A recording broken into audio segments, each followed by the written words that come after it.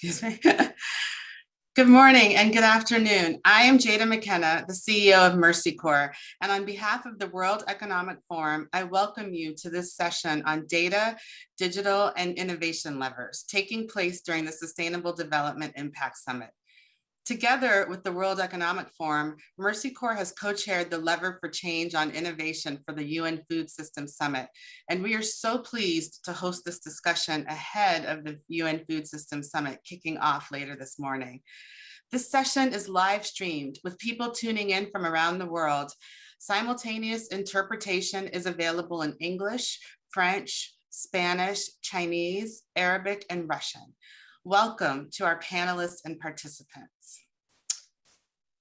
The world has an opportunity to dramatically advance the fight against food insecurity and hunger.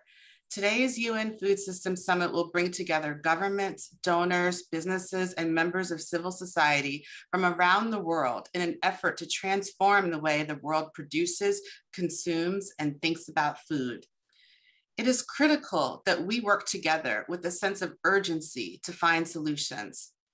2020 marked the 6th year in a row where global hunger and undernutrition were on the rise.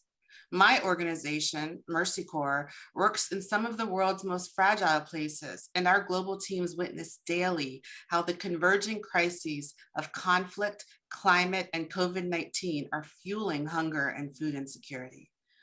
But at Mercy Corps, we also witness a world of possibility, seeing how innovation can transform food systems that build food security, resilience, and inclusive development. We know that innovation has the potential to create more productive, efficient, and climate-smart markets for healthy and nutritious food, to make systems more inclusive, and to help conflict and climate-affected communities weather risk and participate in the food system. We've worked in partnership with the World Economic Forum to lead the innovation lever of change, designed to make innovation a significant enabling factor for food systems transformation. The innovation lever identified 4 main innovation areas and convened experts and organizations in 4 working groups, which included data and digital, knowledge and technological, society and institutional, and national and regional. With the joint effort of these 4 groups, the innovation lever has identified an action agenda to guide member states and communities to fast-track food system transformation by fostering innovation. Today, we have gathered a distinguished panel representing a diverse community of public, private, and social sector innovation partners to share the role that innovation can play in transforming food systems through country-led action. Our speakers will share their insights on how we can collaborate among stakeholders and use knowledge and technology to build strong food systems that deliver healthy food for everyone, including those who live in the most fragile places. So turning to our panelists, I'd like to welcome Mr. Christian Frutiger, Assistant Director General, Swiss Agency for Development and Cooperation, Switzerland. His Excellency Muleta Boru, the Advisory State Minister of Agriculture of the Federal Democratic Republic of Ethiopia.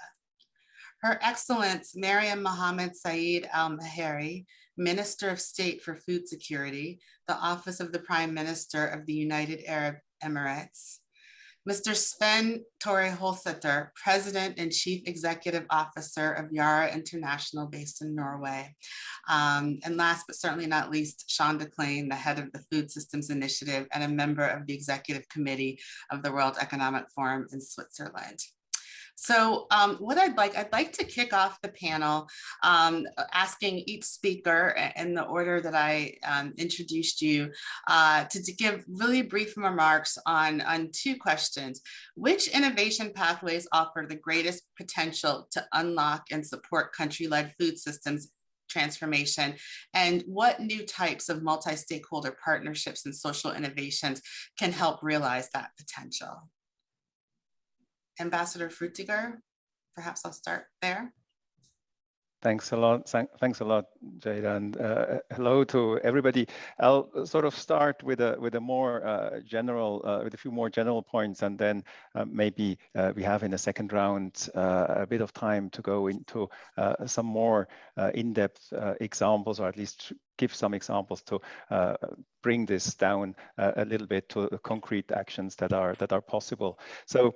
Yes, for the first time, we will hear today at the Food Systems Summit, countries calling for a systems approach to food to address hunger, health, climate, biodiversity, and livelihood, and so many other interconnected aspects that encompass food systems. So each country will express different needs and challenges to improve their food systems, and they will, and this is really novel, offer a united message that we must break silos, engage more communities, and address these challenges with people, especially the most vulnerable and marginalized, as we co-design the action going forward. So these country food systems pathways have been built on inclusive national food systems dialogues that have made it possible. And this is really maybe for the first time to share, listen, and understand, to plan together to unleash the power of food to deliver progress on all 17 SDGs. And this, in our view, is the first big innovation and the first big achievement of this process in the run-up to the Food Systems Summit. 147 countries engaged in these national food systems dialogues. Over 800 such dialogues took place all over the world, engaging more than 50,000 people altogether. So that's an overwhelming result.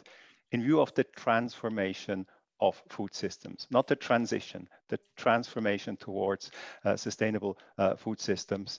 This gives us a strong basic social fabric and the opportunity to understand each other better among the different stakeholders and to build trust. So these multi-stakeholder engagements also mean that we are now accountable to the thousands of people who participated in these dialogues. And we are accountable to their ideas, aspirations, and expectations.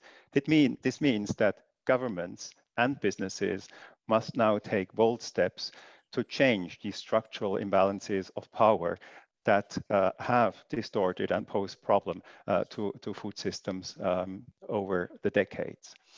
So the four innovation levers, which Tjada mentioned in their introduction, give a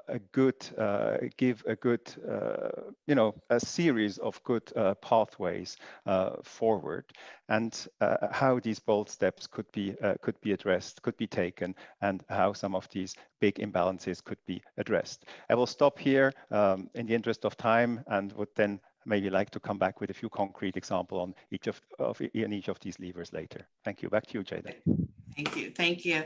Her Excellency, Mheiri, would you like to go next? Thank you so much, Tjada. Thank you so much to everyone being here at this important event. And it's really exciting to know that in a few hours, our Food Systems Summit is here and there to sort of pave the way for our future. And yes, we all have a role to play, and the UAE also takes this responsibility very seriously in transforming its food systems. I want to share with the audience as well what the UAE is doing on a national level and also on a global level as well. So since we're discussing what are the innovation pathways, I want to share with everybody what I feel in transforming the systems here in the UAE have been really critical, or see that they are really good levers to accelerate our efforts. Number one, it's harnessing the private sector and empowering them. It's really been, in a way, the private sector are our soldiers on the ground. We need to understand their needs. We need to see what barriers are they facing. How can they develop more? How can we ensure that they take sustainable pathways as well? So we did a lot of things like accelerators, but for the ag tech sector.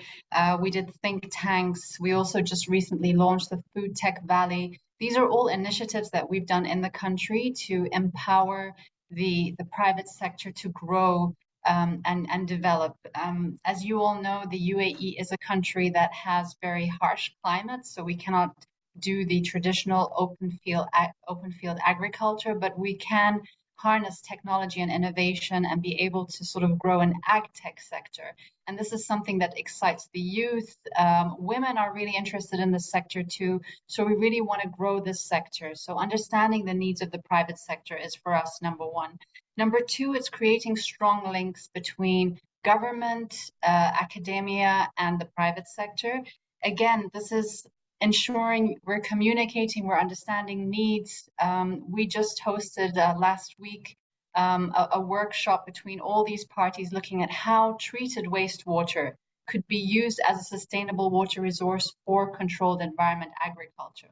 We know in our climates we need a lot of water for cooling needs, but why should we use desalinated water? Why not look at treated wastewater as well? So looking at how treated wastewater could be used. And then third, it's empowering a very exciting new sector, which is alternative foods, and in particularly alternative proteins. We really feel, knowing that moving forward, hoping to have enough food for the 9 billion people in future, we really need to look at more sustainable ways of how we can grow and produce our proteins. Therefore, we really feel this whole sector of plant-based alternatives, cultured meats, fermentation is an industry that really needs to be looked at and empowered as well. And the UAE is taking steps in this. The Food Tech Valley will also be really looking into empowering this sector. So these are the three pathways that I'd like to share with everyone that I feel are important to accelerate in the decade of action that we're in. That's wonderful and very action-packed. His Excellency Boru.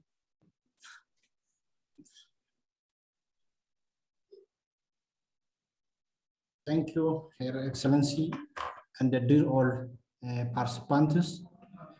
First, I'm very honored to participate in such a very impressive panel, which will be dealt on the data and the innovation level. So currently, our government, through the Ministry of Agriculture and also ATA, Agricultural Transformation Agency, collaborated to work on food systems summit innovation level, change to help defining shared innovation principles, supporting the collaboration of actors across the sectors, meaning that from it is all the agricultural value chains in which we have just currently prepared the food and nutrition strategy, so that this innovation policy brief, which is prepared by this panel under the convener of World Economic Forum, will help us just in the future to transform our food system here in Ethiopia to its highest level. So through this framework, we have just stated the game-changing solutions in which the innovation and technology of this data and the innovation will help us. The other point here I want to just put here is regarding the data and the digital coalition, including our ministry and also ATA, Ethiopian Agriculture and Transformation Agency, the Mercy Corpus, Consumers International, and also World Economic Forum, also produced the Future Marketplace Playbook, exploring transparent and exclusive sustainable scale models that enable all actors, meaning that along it is these value chains from our small farmers to the producers, to the consumers, so that in order to just access and easily transform this all through this process. So that this playbook features the work for our ministry and doing all ATA and the data hub, and also transformative leverage point to drive forward the broader strategy, meaning that with that we have put in the food and the nutrition strategy, so that with this, as a government and also as our ministry and also respected sectors, we are very welcomed these all technologies which will be just enabling us or leveraging us to just transform our food along its value chains, so that in future with this coalition, we are very honored and welcome all stakeholders or both of the government or non-government participants to do participate on this all in order to realize our this strategy, which have been just stated before. So that, thank you very much. These all are our pointers, and also back to you. Yeah, thank you, Minister Boru. Ethiopia has been on the path towards transformation for a while, so it's always great to hear about your latest efforts. And Mr. Svein Holsether, please. Thank you, Tjada, and dear fellow panelists. Tjada International is a global crop nutrition company, and as a direct response to the Paris Agreement, we decided to change our mission, our vision, and our strategy to embed the Sustainable Development Goals. So our mission is to responsibly feed the world and protect the planet, and in that is a promise both to help to grow food for a growing population, but also to do it in a sustainable and inclusive way. And I think in this session, I'll focus on the inclusivity part of it, because sadly, what we've seen in the last year is that the number of people going hungry to bed has increased for the first time in a very long time. 100 million more people are going hungry to bed now than about a year ago. So an innovation can do something about that. And it's not, to me at least, only about technology. It's about the distribution of knowledge. And when we make knowledge available to everyone, we start to close the social divide that we have today. And the technologies already exist. The challenge is, how do we reach the millions of farmers through user-friendly and real-time data, so that they can use. And let me be super concrete on this. As a response to the pandemic, we launched something called Africa Connect, where we reached out to farmers and retailers to spread agronomic competence. And in just a matter of months, we were able to get 4,000 retailers on board, 2 million farmers in Tanzania and Kenya. And with this ecosystem where we bring solutions together, we start to see real results already in the first harvest, where we see crop yields multiplying compared to where they were before. And that has a food security impact, but also from a small business point of view, we're making the farmers more profitable. And that game changer is through technology, and where we can start to reward smallholder farmers with additional income for better practices. And we can build on that with something that we've launched, a go to carbon alliance to do carbon farming, to create additional income for the farmers, as well as we both address a climate issue, but also an income issue for the farmers. So for me, technology is a very strong solution to this, but think about it more as an enabler to spread knowledge. Today, with the help of whether it's a smartphone like this or a normal cell phone, you can put in the palm of the smallholder farmer knowledge and expertise that in the past would only be available to huge industrial scale farmers. Today, we're reaching 10 million farmers digitally. By 2030, we're aiming at connecting with 100 million farmers. I think I'll keep it there for now, Tjada. That's wonderful, and those numbers are good examples of aiming for, as Ambassador Frutiger said, aiming for transformation and not just transition. As we know, this summit is really just the beginning of an action path that we all will take to move towards transformation. So with that, I have a few follow-up questions to kind of get us all inspired about the actions that you all are taking, and to help us think about pragmatic steps we can take ourselves. I'd like to start with you, Her Excellency Mheiri. You've spoken about how the UAE is advancing innovative agricultural technology to deal with your specific climate. And can you share, and while also creating a more inclusive workforce, and I think you mentioned youth specifically, can you share how you see the new ideas and practices being formed in the UAE, like can help other arid countries in particular? Sure. Thanks, Tjada. And yeah, I totally agree with what Svein says. It's the innovation and technology, but ensuring that, so once we know and we have this technology and innovation and expertise, we need to share this. It's our duty to do so.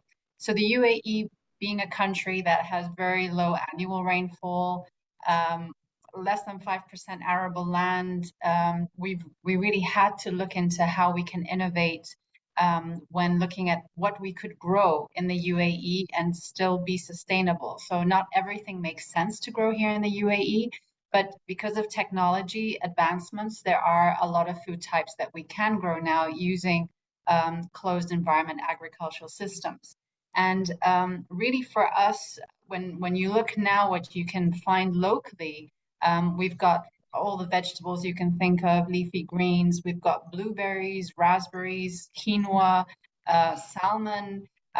These are all foods that just in the last 2-3 years, you're actually seeing in the market. So also making sure that the people here are aware that this is made locally and this is made sustainably, so that people now start thinking about where food comes from, because we're a country that all the last years have been very much used to importing a lot of food. Everyone was used to having food coming from abroad, but now it's kind of like this mindset change. We're like, no, actually you can find this locally, and try to support your local producers as well, and including also the local farmers and making sure that they also know what technologies they could use, ensuring they have access to financing, access to land, access to insurance. So we're really going through a transformation and changing the blueprint of the country and looking at what we could produce here sustainably. Just to mention that the UAE has basically a plan, a national plan. We have the UAE National Food Security Strategy. I think it's really important for countries to ensure that they have targets to work towards. They have a plan, and that all the authorities know the bigger umbrella to where they're, so they know where they're working towards. I think this is really important, and we have that here in the UAE. And this plan is all about transforming our food systems and also taking that knowledge, which we will hopefully then develop or are developing, and sharing that with others who also have hot, arid climates like we do. So we don't want to just become, or we are a hub of food trade, but we want to now become also a hub of knowledge, technology for hot, arid climates too. So taking this up, and of course, any new technology that you're looking at, there's usually a high cost coming with it. But once you start fine tuning it and looking how you can put down the costs, and really make it something that's accessible for all is really important here as well. So so in a nutshell, what we want to do is we want to look at technology and innovation, ensure we're reaching everyone, ensure the community is also taking a part in this and is demanding the right foods and looking at foods locally as well. And then, of course, taking that knowledge as well to others who have the same kind of environment that we have. Thank you. I love that creation of a new blueprint and then spreading that and sharing. That's wonderful. Minister Boru, you talked about the work of the Data and Digital Coalition, and the market book playbook that emerged for that is very impressive. And we at Mercy Corps have been really proud to be part of these efforts. Can you talk a little bit more about your vision and ambitions for advancing and scaling data and digital solutions after the summit, and particularly ensuring that these solutions enable these transformations to reach the last mile? Thank you, Madam Tjada. As you know, Ethiopia is currently just expanding her internet penetration to all, especially for these rural areas. Through that, but we started before some, as I told you, ATA Data Hub, the Agriculture and Transformation Data Hub, currently just giving service for small farmers extension services by using some technologies, just SMS, the short message, and also others. So for future, our ambition with this data coalition, after we expand all the internet penetration to all our 80% of small farmers in the future, we are highly in need of just, also we have just designed the strategy, the Ethiopian digital strategy. In that, our country just framed into 5 thematic areas in which agriculture is one of it, in which we are just in the future promoting the digital agriculture economy, so that in that we highly in need of this data coalition, the digital data, so that for that we have just expanding our infrastructures to serve this. So ATA, agriculture transformation, and other all international and also local developers could help us. We believe and also want to just call for them on this special panel. In the future, we have the ambition of this transforming our society through this data revolution. Okay, I gave some pointers, very impressive pointers from UAE and also other my speakers from Yara and also you, and also this is very impressive from the side of this coalition, this data coalition, so that we are very, very welcome, and also have revised our new policy in which it is very incited to work with this digital agriculture in the future. So we are very welcomed, and also heartily we also presented this strategy in the Rome pre-summit, our His Excellency Minister Umar also presented them, and also we have been much institutionalizing and forming in the issue of this climate smart market for our food and nutrition. So this, to conclude, we are very welcomed, and also because this Ethiopia, as you know, have a well conducive agroecology, and also we have conducive environment, and also ample large agricultural lands to feed ours and also the globe. Thank you very much. Back to you. Thank you, Mr. Boru. Christian, I know one of the, you talked about food system innovation, and I know one of the things that SDC has really been a pioneer in is around the food innovation hubs, supporting this ecosystem of food transformation at a country level. Can you talk to us a little bit about the unique opportunities you see in those for addressing food insecurity and for ensuring innovations really reach those who have been historically excluded from the system? Absolutely. Thanks a lot. It's really breaking this down then to the local level. And so I'd like to just make 4 points on the 4 areas of the policy brief. On knowledge and technological solutions, Switzerland has taken leadership in the Food Systems Pre-Summit to launch the coalition on agroecology together with 9 other member states, UN organizations, and farmers associations, among others. Agroecology is often believed as a bit of an outdated concept, but we are really convinced that it's dynamic and innovative, and that it can help avoid some of the clashes and dead ends in the current food systems. Particularly, it will help these millions of smallholder farmers who are at the basis of the food systems, particularly in the global south. And the high-level panel of experts on food security and nutrition has outlined these 13 principles, which clearly point into that direction. Tomorrow, SDC will co-organize the launch of a citizen science initiative, which reaches out to farmers and food consumers around the world and of all generations to really look at innovative ways of transiting to agroecological food systems. Second, institutional innovation, addressing some of the financing gaps, again, at local level. Governments can give the regulatory framework and the policy environment, but we also need smart ways of risk sharing with the private sector. And we need to find the right mix of blended finance instruments.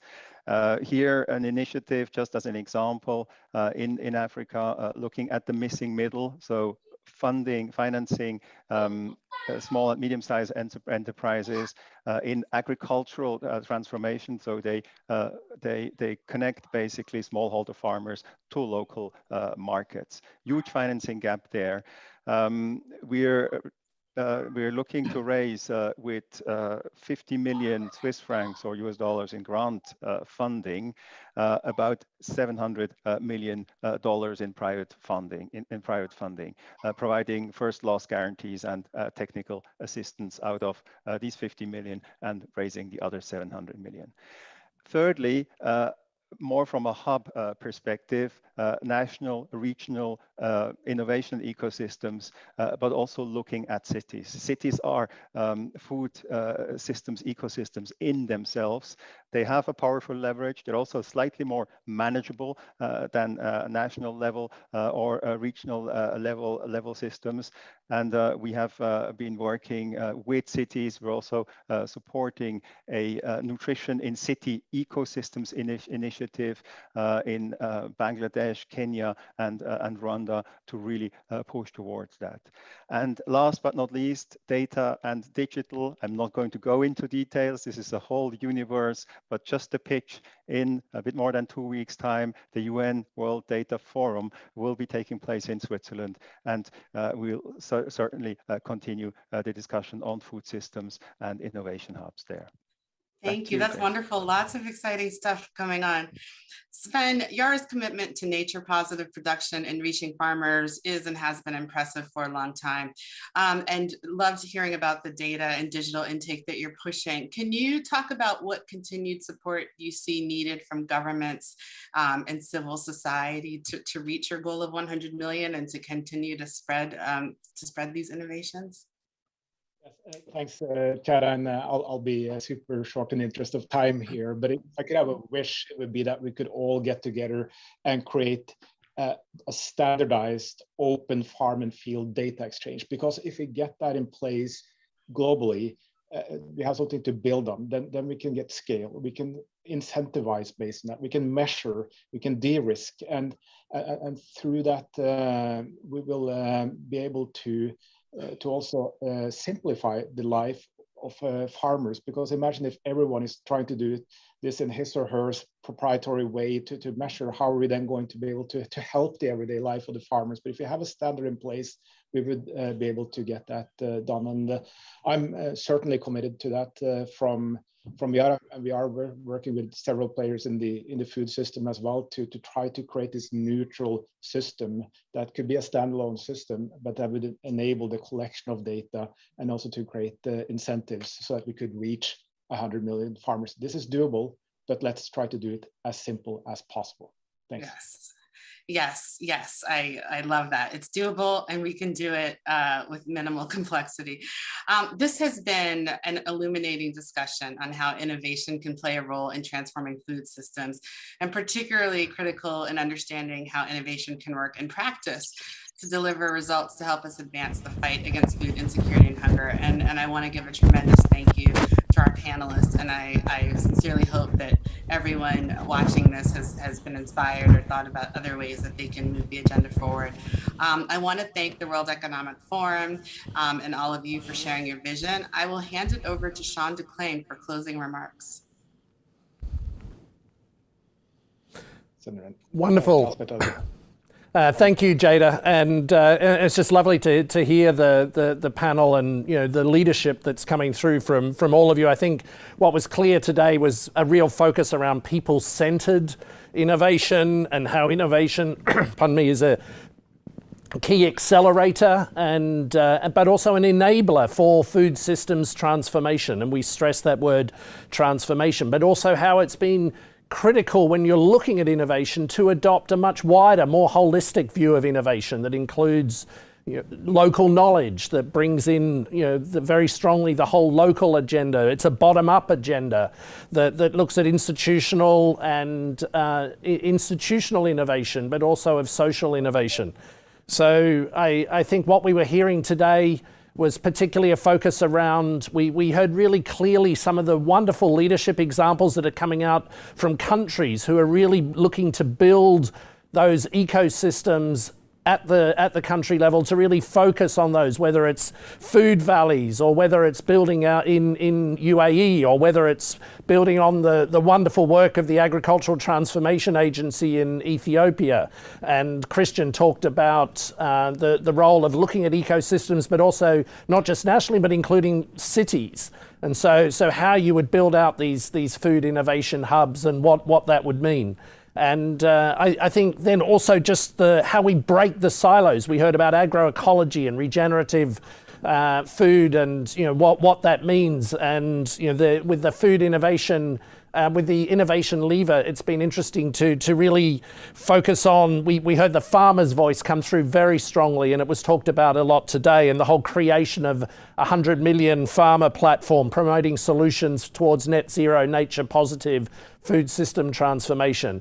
And then finally, yes, we did hear about digital, but what we heard was this is not the whole thing, and some really exciting discussions there around this idea of a digital data coalition that's coming out of the innovation lever, and also things like the marketplace playbook, the digital data marketplace playbook, and just some of the great examples that are coming out, and that was really born out of a conversation between consumers and led by Consumer International and farmer organizations, organizations like Mercy Corps playing such a key role. And we've just seen a terrific lot of examples of where we can really start to look at inclusive use of data to actually improve food systems, to make sure that we're reducing waste, that we're actually doing this in a much more inclusive way. So I hope if you've taken nothing away from this, you've taken away a much broader view of innovation than simply one that's just focused on digital or technology, but actually this much more inclusive, holistic view of innovation. So thank you to the panel. Really exciting to hear all this leadership that's coming through in UAE and Ethiopia, the role that countries like Switzerland are playing both in their own country but also globally, and then organizations like Mercy Corps, the leadership there, and companies like Yara. Thank you very much.